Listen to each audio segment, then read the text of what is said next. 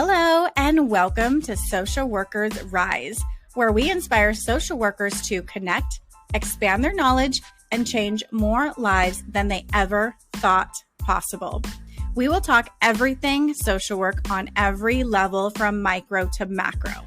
We are going to hear stories of social workers who are doing big things, learn new skills, and most importantly, give you actionable steps to make a difference today. Let's go.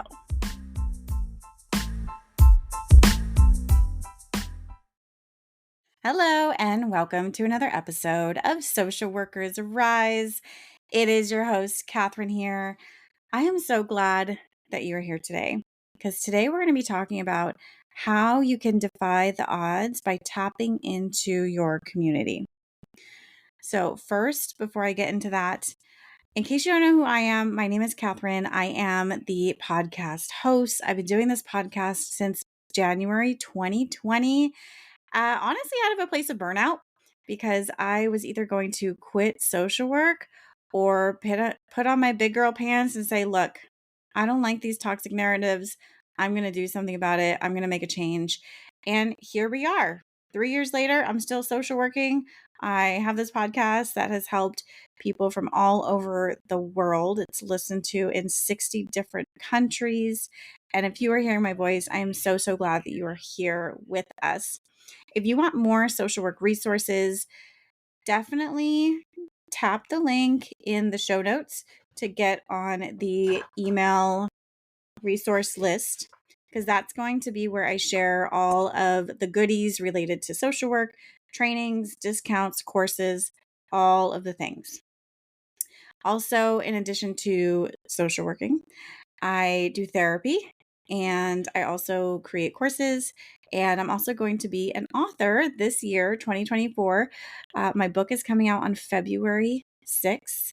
You can buy it there on Amazon. I'm really excited about it. I hope that you will support me on that day. You can actually get it for $1, get the Kindle version.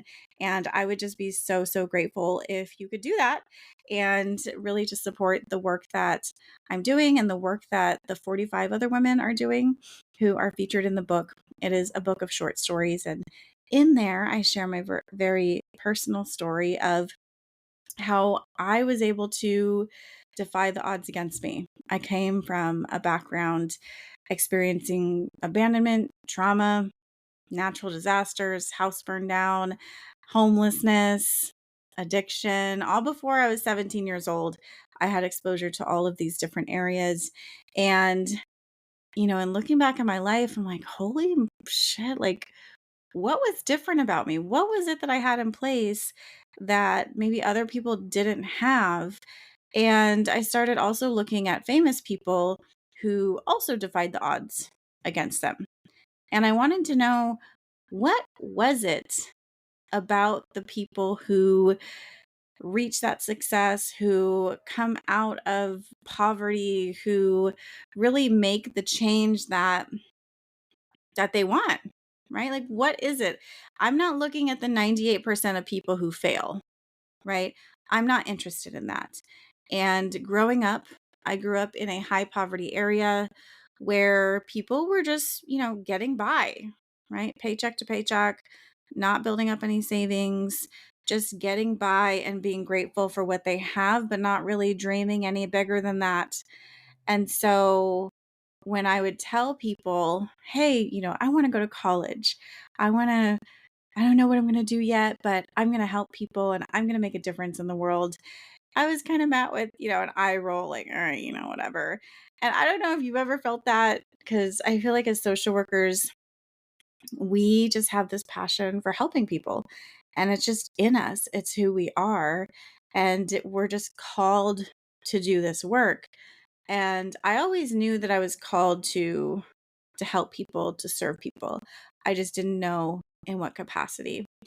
And it would, to be honest, it would be discouraging because I would tell teachers this and I would tell other kids this, and they would all just kind of meet with the same eye roll and say, oh, what, are you too good for us? Do you want to leave us and go to college?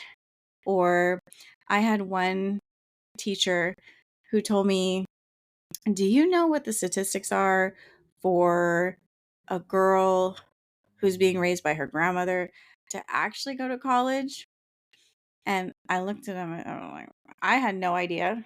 I mean, thank goodness I had no idea because I found out that only 12% of people who are raised by their grandparents actually go on to complete college.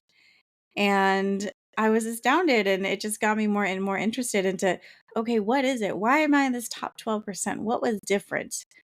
What do I have in common with these other people that also, came out? And I'll be honest, I'm not no Kobe Bryant, I'm not Oprah, but I know that we can learn from them because they really made it, right? They're like the top, I don't know, half percent of people in the world who made it. And like, I want to do what they're doing. I want to emulate those actions. And this is everything that I talk about in my chapter in the book. And today I just wanted to really focus in on the community piece. Hey, it's Catherine here. I hope you are enjoying this episode. We're going to take a quick break to listen to these ads from our sponsors. Have your clients had a hard time finding a therapist through their health plan? The National Union of Healthcare Workers is the nation's largest union of private sector behavioral healthcare providers and a leader in the fight for mental health parity. This year, NUHW is working with allies to ensure that health plans maintain accurate, up-to-date listings of in-network providers. By eliminating so-called ghost networks, we can ensure that patients get timely access to care by finding mental health providers who are actually available and covered by their plan. Learn more at nuhw.org/networks. The next time you need continuing education units, I highly recommend the Therapist Development Center. When I started this podcast, I reached out to the founder, Amanda Rowan, to see if she was interested in being a sponsor. And she jumped at the chance to support her fellow social worker. TDC has helped more than 100,000 social workers pass their licensing exam, including myself. I love that TDC CE courses are engaging and relevant. Amanda and her experts give us clear and practical clinical skills that we can immediately apply to our work. Some of my favorites are the Edge of Life Suicide Prevention course, where Amanda shares her personal experiences, and their They Did What? Law and Ethics course that looks at real cases where therapists face formal disciplinary actions. They also have a great telehealth course. We are legally required to take continuing education to increase our competence, and most other courses out there don't actually teach the material in a way that we can learn it, but TDC does. You can also check out the links in the show notes.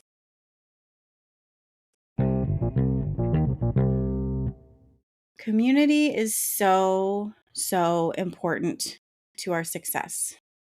Whether it's our first time going to college as a first generation college student, whether it's getting our master's degree and just studying for tests or passing our classes or even getting a job. They say that 80% of people who get jobs is based on who they know and their networks. And I can definitely vouch for that because most of the jobs that I got, it was from who I knew, or if I didn't know them directly, they knew maybe my manager or they knew of the organization that I was working with, and they knew that those organizations had a good reputation. And so they would accept me on for an interview. So your network and who you surround yourself is so important. And just think back to those people who maybe they did tell you that you're not going to make it, or that you're not going to succeed, you're not going to make it in college, you're not smart enough to go to college, you don't have enough money to do that, you need money to make money, right? All those haters. Imagine where you would be if you were to listen to them. Imagine where you would be if you were to believe them. And since you're here, I'm guessing that you are like me, where you had at least one person in your corner who believed in you sometimes more than you believed in yourself. For me, personally, that was my grandmother. I had literally one person growing up who was in my corner, who believed in me, who fed into me, who just gave me love every single freaking day. And that was that one person that made all the difference. Because if we have that one person and we believe that one person, hopefully for you, you have more, right? I hope that you have family members and friends and neighbors who support you and are cheering you on, and like, yeah, that's amazing. I will do whatever I can to help you reach your goal, to help you accomplish this dream, to see your dreams become a reality. If you have those people in your life, those are going to be the ride or dies. Those are the people that you need to have, because we are accumulation of the people that we hang out with. And the messages that we get, whether they're verbally, like explicitly saying, forget about it, you're a loser, or the messages like the eye rolls that are more subtle, we internalize those. And if we continue to surround ourselves with people who aren't doing stuff, who don't understand our dreams, who aren't on the same path that we are, then we're not going to get there. We have to have people who support us mentally, emotionally. I mean, financially, that would be amazing. But let's be real, a lot of us don't have the financial support piece. Not yet, at least. One day. And I need to get around some more people who can financially support, like investors, right? So once you can get around these people, that's when the true magic happens. That's when you start to see, oh, well, this person's not really that much different than I am. And yet here they are killing it. Here they are being successful. Here they are doing the thing that I want to do. So you want to surround yourself with people who are doing what you want to do, who are already doing that, or maybe they're on the same path as you are, that you and your friends or your classmates, that you guys have the same goal, and surround yourself with them, right? Make sure that you're in an uplifting environment and not surrounded by haters. Because once you can really be in an uplifting environment and you take steps towards making progress, and we're going to talk about that later, because just because you're around people who are doing what you want to do, who are successful, who are on the right path, similar as you, it doesn't mean that you're not going to feel scared. It doesn't mean that it doesn't take courage. It doesn't mean that it's going to be freaking hard. But what it does mean is that when it does get hard, you have those people to talk to. You have those people to vent to be like, am I doing this right? Is there a better way? Please help me. And vice versa. Everyone has those moments, right? And they might have those moments where they call on you and be like, hey, please help me. I don't know what to do. I'm really struggling right now. We all have those moments, myself included. Even now, I'm not a college student anymore, but now I have my own business. I'm in therapy. I'm a new author, and all of this is relatively new to me, right? Within the past 3 years, this podcast. So I surround myself and I look and see, what are other successful podcasters doing? What are other successful therapists doing? What are other successful business owners doing? And let me get in those circles. Let me start having conversations, because whatever you're doing, if it's worthwhile, it's not going to be easy. It's going to be hard, and I just want to validate that for you. I want to normalize that. If it is hard right now, it means that you're growing. It means that you're learning. It means that you are not staying stagnant. And for that, I am so, so excited for you. And I want to know where you're up to. I want to know if there's any way that I can support you, or if maybe I know somebody who can support you. So definitely reach out to me. You can join the email resource list, and from there, you'll get my emails. You can just respond directly to that. And I personally see them. I see all the emails that come through. So if you have something to share with me, if you have a dream that you want encouragement around, definitely, definitely reach out. I can be one of those people for you. And that's it. That's all that I have for you today. Just to kind of recap, if you have big dreams, make sure that you have the people around you to support you, even if it's one person. For me, it was my grandmother, and she was enough so that I was not internalizing those messages from the haters, from the people that are saying like, oh, have you seen the statistics? Like you're just going to fail. No, I don't care about the statistics because I'm looking at the 2% who made it, the 1% who made it. What did those people do different? That's what I'm going to do. I'm not going to do what the 98% did. I'm not worried about them. I'm wondering what the 1% does, and I want to get in those 1% circles. So if this podcast has helped you at all, definitely share it with a friend. It might be the encouraging message that they need for the day. And I will talk to you soon. Bye.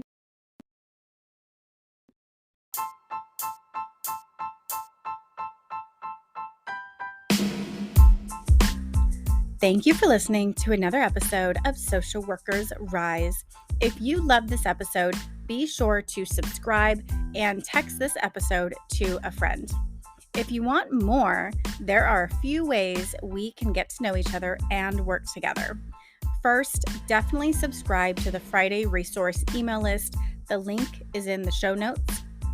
And that's where you can learn more about the courses I offer, including Clinical Essentials for the Future Therapist and the Pulse Basics for Medical Social Workers. I'll also be sending out occasional tips and resources and other happenings within the social work industry. And for all your clinical supervision needs, be sure to visit risedirectory.com. This is a national directory of clinical supervisors for social workers, and we also provide free resources that you can use within your own clinical supervision. Lastly, if you have more individualized needs, I do offer coaching, individual consultations, and am available for public speaking engagements for social workers and change makers. Lastly, the boring legal stuff, but very important. The information in this podcast is not meant to be a supplement for therapy, professional advice, or clinical supervision. This content is provided as is solely for informational purposes. It is not legal, health, or safety advice. I am not advising you as a therapist. Organizations should engage their own experts to ensure any adopted measures are compliant with applicable laws and standards in their jurisdictions. The opinions expressed by individuals or organizations are their own and do not reflect the views or opinions of Social Workers Rise or Catherine Moore.